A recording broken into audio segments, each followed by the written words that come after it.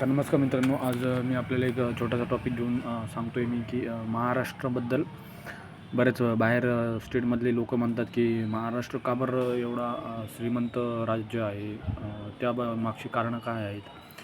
चला तर मग एक एक करून मी तुम्हाला कारणं त्याची सांगतो मी काय कशाबद्दल.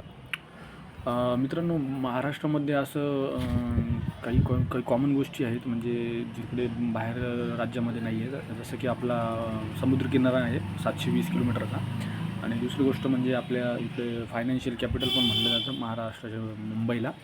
कारण की तिथे बरेच काही उद्योगपती वगैरे तिथे त्यांचे इंडस्ट्रियल पहिल्यापासून म्हणजे जवळपास 1700पासून त्यांचे उद्योग स्थापन आहेत तिथे. आणि तर अजून तिसरी एक गोष्ट म्हणजे की आपल्या महाराष्ट्रामध्ये बऱ्याच काही मूवमेंट आपल्या महाराष्ट्रामधूनच स्टार्ट झालेल्या आहेत, ज्या काही आर्थिक क्रांतीमधून घडलेल्या आहेत. आणि जर बघायला गेलं तर IT सेक्टर वगैरे पण आहे आपल्या महाराष्ट्रामध्ये. IT सेक्टरमध्ये बरंच काही वाढ झालेली आहे करंटलीमध्ये.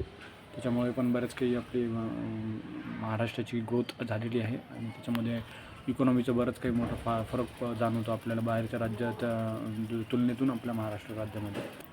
आणि एक शेवटची गोष्ट म्हणजे सांगायची राहिली तर एक महाराष्ट्रामध्ये जर बघायला गेलं तर देशाच्या तुलनेने 80% लोकं श्रीमंत लोक आपले जे आहेत ना महाराष्ट्र मुंबई राज्यामध्ये राहतात. देशाच्याच नाही तर मला वाटतं देशाच्या 80% लोक आपल्या मुंबई राज्यामध्ये राहतात.